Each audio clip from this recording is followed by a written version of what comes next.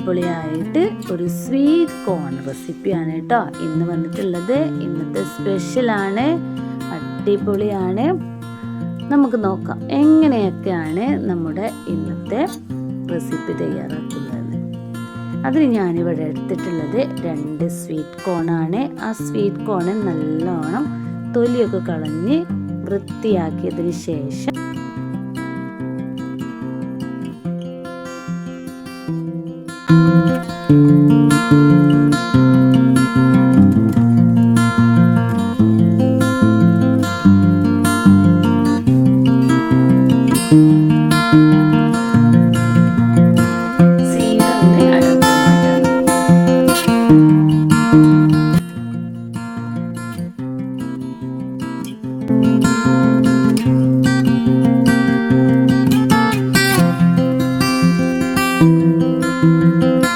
അതിനുശേഷം ജസ്റ്റ് ഒന്ന് കഴുകിയതിന് ശേഷം ഞാനിവിടെ ആവിയിലാണ് വേവിച്ചിട്ടുള്ളത്.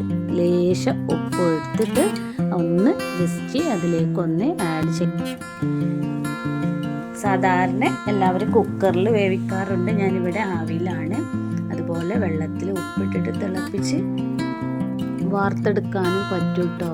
2 രീതിയിൽ നമുക്ക് ചെയ്യാം. ഇനി വേണ്ടത് നമുക്ക് ഒരു സവാള ചെറുതായി അരിയണം.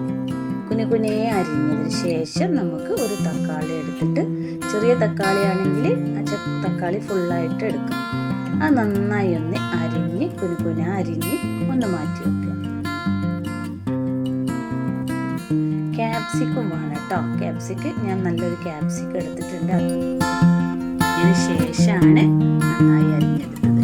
അതിനുശേഷം കുറച്ച് ചപ്പും പൊടിയും എല്ലാം സ്മൂത്തായിട്ട് നല്ല ഇളയെടുത്തിട്ട് നന്നായി ഒന്ന് കുനുകുന അരിഞ്ഞ് വൃത്തിയാക്കി എല്ലാം ഒന്ന് സെറ്റാക്കി വെക്കുക.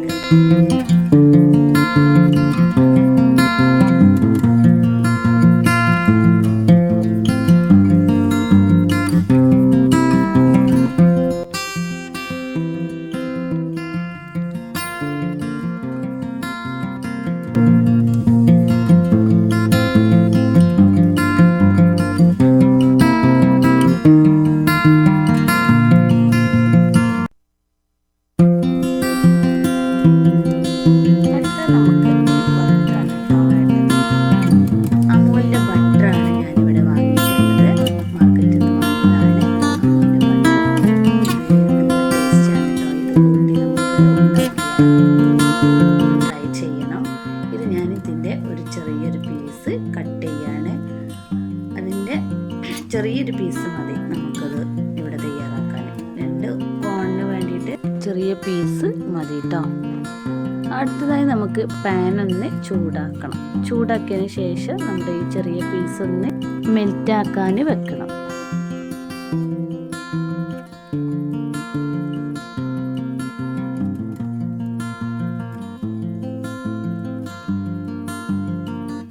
ചുറ്റുഭാഗം ഒന്ന് തേച്ച് പിടിപ്പിക്കണം കേട്ടോ.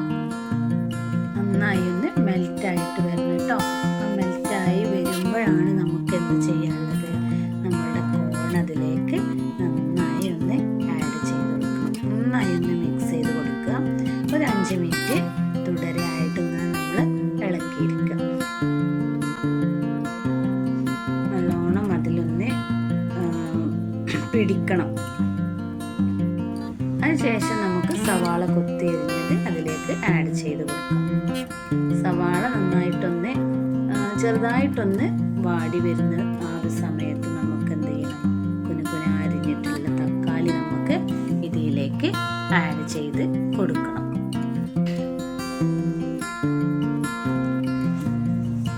തക്കാളി ഒന്ന് ചൂടായതിനു ശേഷമാണ് നമുക്ക് അടുത്ത സ്റ്റെപ്പ് ചെയ്യാനുള്ളത്.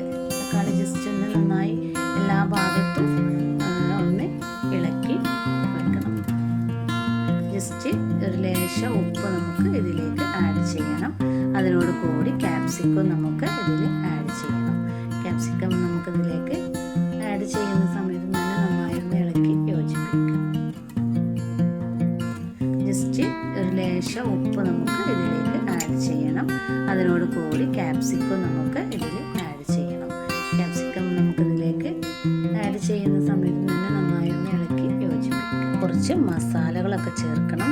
അതിൻ്റെ മുമ്പായിട്ട് നമുക്ക് കുനുകുന അരിഞ്ഞിട്ടുള്ള മല്ലിയിലയും ചപ്പും നമുക്ക് ഇതിലേക്ക് ഒന്ന് മിക്സ് ചെയ്ത് കൊടുക്കാം.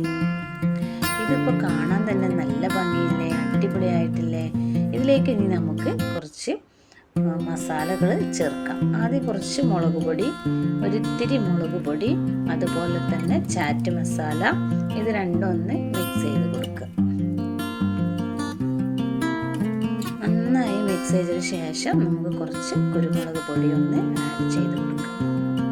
അതിന് ശേഷം നമുക്ക് ഒന്ന് ചൂടായി ഒരു 5 മിനിറ്റ് ചൂടായതിന് ശേഷം നമുക്ക് എന്ത് ചെയ്യണം, ഇതെല്ലാം ഒന്ന് മിക്സ് ആയതിനു ശേഷം നമുക്ക് ഇതെല്ലാം ഒരു പാത്രത്തിലേക്ക് മാറ്റണം.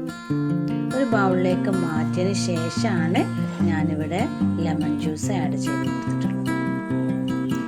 ഇനി നമുക്ക് തണുത്തതിന് ശേഷം ബൗളിലേക്ക് മാറ്റാം.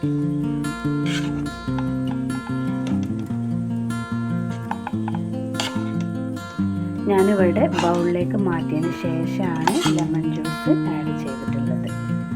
ഒന്നാമതായിട്ട് അധികം ചൂടുള്ള സമയത്ത് ലെമൺ ജ്യൂസ് അതിലേക്ക് മിക്സ് ആയാലും അത് ടേസ്റ്റിന് ഒരു മാറ്റം വരും. അതുകൊണ്ട് ഏകദേശം ഒരു ചൂടായി വന്നതിന് ശേഷം ബൗളിലേക്ക് മാറ്റി, ആ ബൗളിലേക്ക് മാറ്റിയതിന് ശേഷമാണ് ജ്യൂസ് ആഡ് ചെയ്തത്. ഞാനിവിടെ ഒരു മുറിയാണ് ലെമൺ ജ്യൂസിന് വേണ്ടി എടുത്തിട്ടുള്ളത്. ലെമണിൻ്റെ സീഡ് നമ്മൾ ഒഴിവാക്കണേ, അല്ലെങ്കിൽ ഇതിൻ്റെ ടേസ്റ്റ് നഷ്ടപ്പെടും. ലെമണിൻ്റെ ജ്യൂസ് മാത്രമാണ് ഉപയോഗിച്ചിട്ടുള്ളത്. ഇതിന് നന്നായി ഒന്ന് ഇളക്കി യോജിപ്പിച്ച് കൊടുക്കണേ. നല്ലൊരു അടിപൊളി സ്മെല്ല് ഇതിൽ വന്നിട്ടുണ്ട്. എല്ലാവർക്കും ഇഷ്ടപ്പെടുന്ന സ്വീറ്റ് കോണാണ് ഇവിടെ നമ്മൾ തയ്യാറാക്കിയിട്ടുള്ളത്. ഇത് തീർച്ചയായിട്ടും ഒരു വെറൈറ്റി സ്വീറ്റ് കോണാണ്. നിങ്ങൾക്ക് എല്ലാവർക്കും ഇഷ്ടപ്പെടും. ഇഷ്ടപ്പെട്ടാൽ ലൈക്കും കമൻറ്റും സബ്സ്ക്രൈബും ചെയ്യണേ. തീർച്ചയായിട്ടും സബ്സ്ക്രൈബ് ചെയ്ത് സപ്പോർട്ട് ചെയ്യണേ.